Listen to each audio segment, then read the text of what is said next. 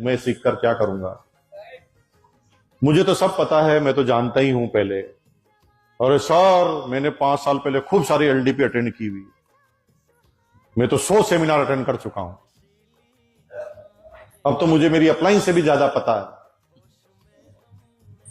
और जब ये भावना आने लगे, जब एक्साइटमेंट खत्म होने लगे, एलडीपी प्रोग्राम यहां था आगरा में, तो कुछ लोग तो आए होंगे आगे होकर, सर मेरा टिकट रिजर्व रखना, सर मैं अटेंड करूंगा। और कुछ लोग ना अपलाइन के द्वारा लाए गए होंगे, हे तुझे जाना है। तो जब तक तुम्हें कह रहा कोई जाना है, इसका मतलब तुम्हारा काम चालू ही नहीं, क्योंकि जब तक आप ना कहें मैं जाऊंगा, तब तक तुम्हारा बिजनेस अभी चालू नहीं हुआ है, तुम्हारा व्यापार अभी चालू नहीं हुआ है, तुम अभी अपलाइन के व्यापार में फंसे हो। यस। तुम्हारा व्यापार ही चालू कब होगा? जब आप कहेंगे मैं सीखूंगा, सर मैं चूकूंगा नहीं, सर मेरा टिकट रिजर्व कर लेना, सर मेरा फाइनल है 100%, मैं और मेरी वाइफ आ रहे हैं। ये भावना जब आएगी प्रायोरिटी की वजह से, और प्रायोरिटी की वजह से हम सीखते रहेंगे। कोई व्यक्ति नहीं है जो सब जानता है। टीसी सर तो रोज नई बातें सीख रहे हैं, वो रोज गुरुकुल में नया कुछ बता देते हैं, तो आज तक सीख रहे हैं वो।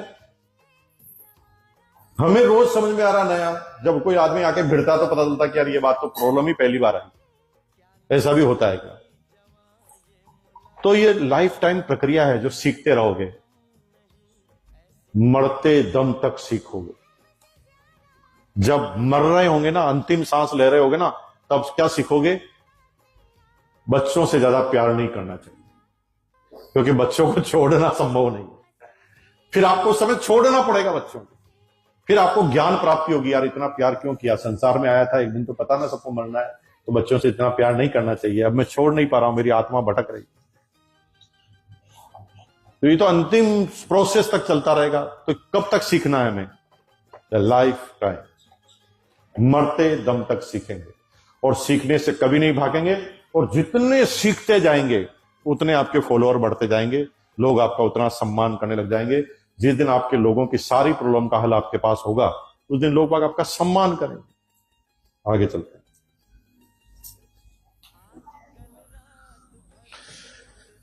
जब उसमें अपलाइन और अपनी टीम के लिए ईमानदारी कम होने लगी,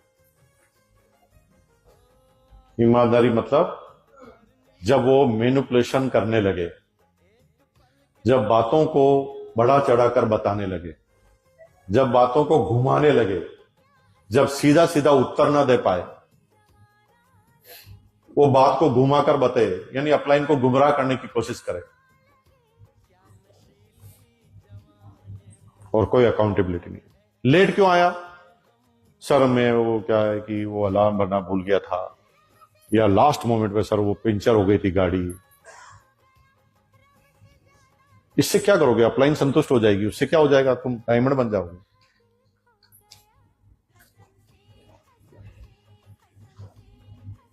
ऑनेस्टी पहला रूल है डायरेक्ट, मतलब किसी भी कामयाब लीडर का, और ये ईमानदारी आपको हमेशा रखनी पड़ेगी। आई नो मैं पतन के कारण बता रहा हूं, थोड़ा सीरियस टॉपिक है, थोड़ा नींद आएगी आपको। अभी तेज तेज चिल्ला रहे होते, डांस वांस करवा रहे होते तो ठीक होता, लेकिन ये तो भैया बोरिंग सब्जेक्ट है, क्योंकि नाम ही पतन के कारण ये कोई वो तो है नहीं कि बढ़ने के कारण, पतन के कारण। तो बहुत गहराई से समझने की कोशिश करना। जब अपलाइन के प्रति ईमानदारी कम होने लगे, जब डाउनलाइन के प्रति ईमानदारी कम, डाउनलाइन को आप क्या कह के लाए थे? मैं कामयाब करूंगा, मैं तेरे साथ चलूंगा। और अब डाउनलाइन फंस गई है, इसलिए हम रुक गए, तो वहां पर गड़बड़ होगा। अपलाइन और डाउनलाइन, यहां अपलाइन ही लिखा हुआ, डाउनलाइन भी लिख देना सर। अपलाइन और डाउनलाइन के प्रति ईमानदारी कम होने लगी। भी अकाउंटेबल, अपलाइन से अगर आपने वादा कर लिया तो ये फिर आपकी जिम्मेदारी है भाई। या तो क्लियर कट बोलो सर मैं इस पोजीशन में ये काम नहीं कर पाऊंगा, लेकिन वादा करने के बाद मैनिपुलेशन कर रहे हैं, नहीं चलेगा, कभी भी नहीं चलेगा। नेक्स्ट।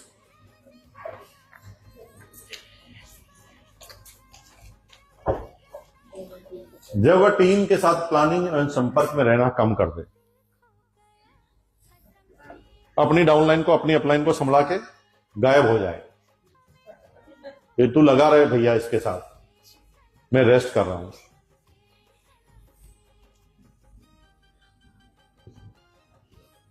महीने की 1 तारीख को काउंसलिंग हो रही कि नहीं हो रही, टीम की प्लानिंग हो रही कि नहीं हो रही, क्योंकि बिजनेस अगर रुक जाता है, स्थिर हो जाता है, मतलब खतरे की घंटी है। बिजनेस कम हो रहा है तो सीधा सीधा इशारा है कि क्लियर कट दिख रहा है, ताकत लगानी है। लेकिन बिजनेस स्थिर हो जाता है, रुक जाता है, वही का वही रहता है, तो ये इतनी बड़ी खतरे की घंटी है, क्योंकि यहां पर अवेयरनेस नहीं आ रही। कम हो रहा है तब तो क्लियर कट दिख रहा है कि हमें मेहनत करना है, जब रुकता है तो क्लियर कट नहीं दिखता। और हम जब स्थिर करते हैं तो लोगों के विश्वास खत्म हो जाते हैं, लोगों की पिनें नहीं बदलती, लोगों को वो आशाओं के मुताबिक काम नहीं मिल रहा होता, तो फिर टीमें छोड़ती है, सिस्टम में नहीं रहती। तो वह अपनी टीम के साथ प्लानिंग, काउंसलिंग एंड प्लानिंग, क्योंकि आप लीडर हैं, आपके निर्देश पे सारा काम होने वाला है, तो उसे आपको प्लानिंग देनी पड़ेगी। छोटा बच्चा है, करना क्या है। जब काउंसलिंग मीटिंग बैठे तो काउंसलिंग मीटिंग में सब्जेक्ट क्या क्या होने चाहिए थोड़ा लिख लीजिए, ताकि काउंसलिंग में आपको पता चले कि करना क्या है। काउंसलिंग में कोई मोटिवेशन की ज्यादा जरूरत नहीं है। काउंसलिंग में सबसे पहले इस महीने के अनुभव, पॉजिटिव अनुभव बताने हैं सबको, एक दूसरे को। काउंसलिंग और भाषण में अंतर है। भाषण में एक तरफा संवाद होता है, काउंसलिंग मतलब 1 to 1 संवाद। काउंसलिंग में भाषणबाजी नहीं होती, काउंसलिंग में बातचीत होती है, यानी तुम भी कुछ बोल सकते हो, मैं भी कुछ बोल सकता हूं, ये काउंसलिंग। डॉक्टर के साथ काउंसलिंग करते हैं ना, तो डॉक्टर क्या कहता, रात को क्या खाया था, पेट दर्द हो रहा तो क्या किया था, भाई सोया था कि नहीं सोया था, व्यायाम करता है कि नहीं करता, ऐसे पूछेगा ना, तो आपको जवाब देने पड़ेंगे। तो काउंसलिंग में जब हम जाएं तो काउंसलिंग में सबसे पहले आपके अच्छे अनुभव, सब लोग अपने अच्छे अनुभव बताएंगे 10 मिनट में कि सर गजब हो गया सर, मेरी एक टीम ज्वाइन हुई ना सर नासिक में, क्या गजब का काम कर रही सर, मजा आ गया सर, वहां पर एक लेडीज है ना जिसने की सोल का आउटलेट भी ले लिया। सब पॉजिटिव बात कर, 10 मिनट तक सारी पॉजिटिव बात करेगी, सब अपने अपने पॉजिटिव अनुभव बताएंगे। फिर बताएंगे हम पिछले महीने क्या नई बात सीखे, नई बात सीखे क्या हम, उसका अनुभव करेंगे, ताकि एक की सीख सर सबको फायदा मिल जाए। फिर करेंगे नेक्स्ट मंथ हाईलाइटेड फंक्शन, हम अगले महीने किन किन फंक्शन पर हाईलाइट करने वाली है हमारी टीम, और हमारी टीम किस पर काम करेगी। फिर करेंगे अपलाइन बताएगी मेरे इस महीने का शेड्यूल क्या है, यानी मैं किन किन सिटियों में जा रहा हूं और कहां कहां मेरी आप हेल्प ले सकते हैं। और इन जगह पर आपको डबल हेल्प इसलिए मिलेगी कि सेमिनार वहां हो रही है और मैं भी वहां पर जा रहा हूं, तो आप मेरी काउंसलिंग भी आप करा सकते हैं। यानी अपलाइन का शेड्यूल पता होना चाहिए पूरी टीम को, पूरे महीने का, कि अपलाइन क्या करने जा रही है अगले महीने। देन फिर टारगेट ऑफ द मंथ, सब लोग पिछले बिजनेस को एनालिसिस करे, पिछले टर्नओवर को एनालिसिस करे, और अगले महीने किस एनालिसिस पे पहुंचना है। तो सबका टारगेट अलग अलग होगा, कॉमन चीजें नहीं होगी। पर्सनल चीजों को कभी भी काउंसलिंग में डिस्कस ना करें जब संयुक्त काउंसलिंग है। पर्सनल चीजें 1 to 1 काउंसलिंग में ही हो सकती है। आपको पर्टिकुलर कोई प्रॉब्लम है तो आप फोन पर अपनी अपलाइन से बात कीजिए, वहां पर सबके सामने जग जाहिर करके अपनी प्रॉब्लम को बताना नहीं है। और जो आदमी बेचारे को बीमारी नहीं है उनको भी वायरस लगा दोगे आप, अपनी प्रॉब्लम और बता दोगे। तो आपको इन चीजों का ध्यान रखना है। तो हमेशा प्लानिंग और साथ में कांटेक्ट में रहना। कई ऐसी अपलाइन है जिनको डाउनलाइन से बातें किए 5-5 महीने हो, और कई ऐसी डाउनलाइन है जो अपनी अपलाइन से संपर्क में नहीं रहती। कम्युनिकेशन मेन आधार है। जब हम कम्युनिकेट रहते हैं ना, बातचीत करते रहते हैं, तो तलाक भी नहीं होते। बातचीत करते रहिए। तलाक का मतलब हस्बैंड वाइफ के तलाक की बात नहीं कर रहा हूं, तलाक मतलब दूरियां से हट जाना, मतलब पास से नजदीक से हट जाना, दूरियां बना लेना, दैट इज तलाक। तो आपकी अपलाइन से आपका तलाक हो जाएगा, डाउनलाइन से तलाक हो जाएगा। इसलिए कम्युनिकेशन करते रहें। हर व्यक्ति 20 तक कम्युनिकेशन करना है, 20।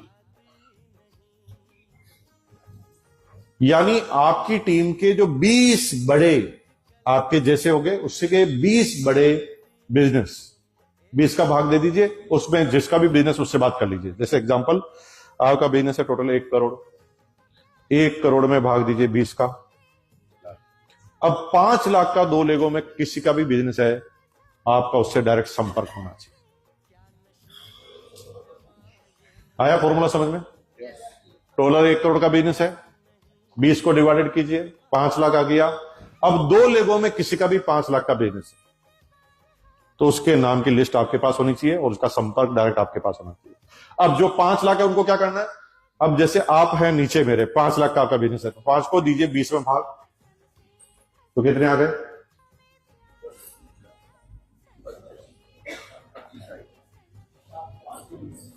5 लाख में 20 का भाग दीजिए, 25,000 आ गया। अब 2 लोगों में किसी का भी 25,000 बिजनेस है, तो 5 लाख वाले को 25,000 बिजनेस वालों का पता रखना। आपकी टीम में किसी का भी दोनों लोगों में मिला के 25,000 का बिजनेस है और आपका टोटल बिजनेस 5 लाख है, तो इतना संपर्क आपकी टीम से आपका होना चाहिए और सबको इसी नियम से आगे जाना है। इतना संपर्क आपको अपनी टीम के साथ हमेशा कम्युनिकेट रखना है, ताकि आपको टीम का पूरा आइडिया रहे और उसे भी आपको बताना है कि डिवाइडेड बाई 20, डिवाइडेड बाई 20। आइए नेक्स्ट।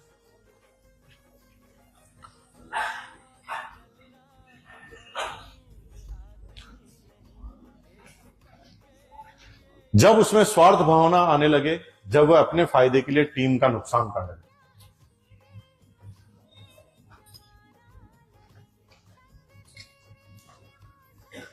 एक लीडर ने टारगेट बनाया, वो था पर्ल। उसने कहा यार कोई टारगेट मंथ है, मैं एमराल्ड बनना चाहता हूं।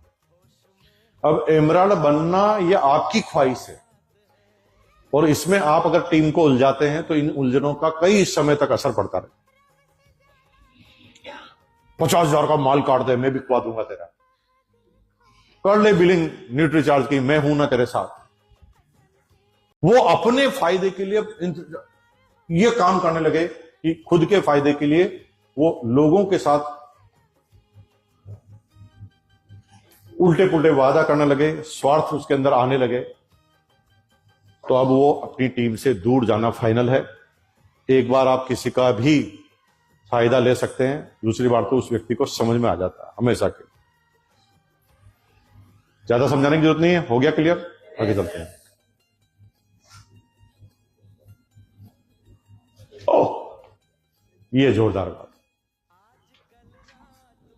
किसी भी लेवल पर जब एक व्यक्ति की पर्सनल ज्वाइनिंग बंद हो जाती है, नई ज्वाइनिंग बंद हो जाती है, तो वो फील्ड से दूर चला जाता है। फिर उसे फील्ड का कुछ पता नहीं रहता, कुछ आइडिया नहीं रहता। डायमंड बन जाओ चाहे स्टार डायमंड, पर्सनल ज्वाइनिंग कभी बंद नहीं होनी चाहिए। ये पर्सनल ज्वाइनिंग तुम्हें हमेशा याद दिलाती है कि फील्ड में अभी क्या चल रहा है, अभी लोगों को सोचने का तरीका क्या है।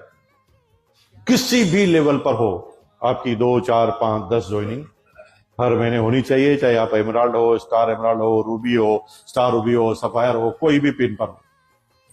बस साहब आज भी ज्वाइनिंग कराते हैं, मैं आज भी ज्वाइनिंग कराता हूं, कभी रुकते नहीं है, जब भी मिलता तो ज्वाइनिंग कराते ही। तो अगर आपकी पर्सनल ज्वाइनिंग कम हो गई है, होता क्या अक्सर, सर अब तो टाइम ही नहीं मिलता। क्या टाइम नहीं मिलता? हमारे को मिल जाता, आपको टाइम ही नहीं मिलता। नहीं सर, वो अब 2 तरफ एमराल्ड आ गए, मैं उनकी तैयारी कर रहा हूं, स्टार एमराल्ड। जिस भी दिन तुम्हारी डाउनलाइन को पता चल गया कि ये मेरे भरोसे है, उस दिन तुम्हारा ब्लैकमेलिंग चालू। जब भी डाउनलाइन को पता चल गया कि अब ये हमारे ऊपर डिपेंड है, फिर तुम्हारी डाउनलाइन तुम्हारे ऊपर शर्तें लगाएगी, ये करो तो काम करूं, और फिर तुम्हें मजबूरी माननी पड़ेगी। डाउनलाइन को पता होना चाहिए हमारे अपलाइन तो यार साला रोज ही नए ज्वाइनिंग कराता है, ये तो हमारे ऊपर डिपेंडेंट ही नहीं है।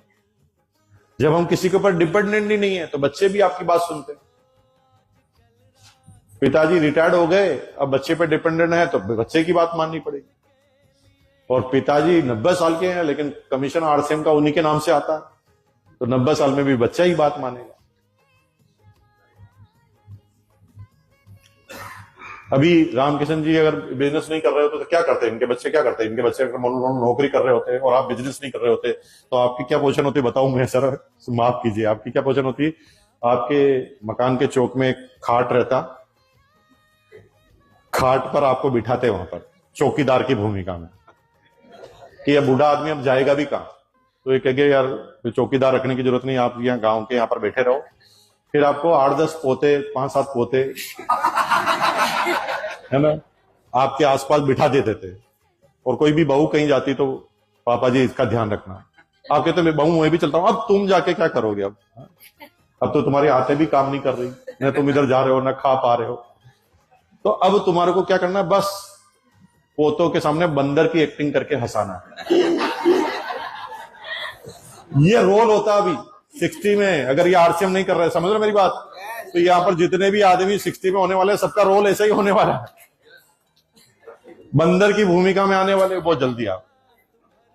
और अगर आरसीएम चालू किया तो 68 की एज में बच्चा भी बोलता है जय आरसीएम, प्रणाम करता है और कहता है कि हाँ गुरुदेव, गुरुजी कहते हैं इनको, इनके बच्चे भी गुरुजी कहते हैं। समझ रहे मेरी बात? और गुरुजी कभी बूढ़े नहीं होते, गुरुजी तो गुरुजी है, लाइफ टाइम गुरुजी रहने वाले।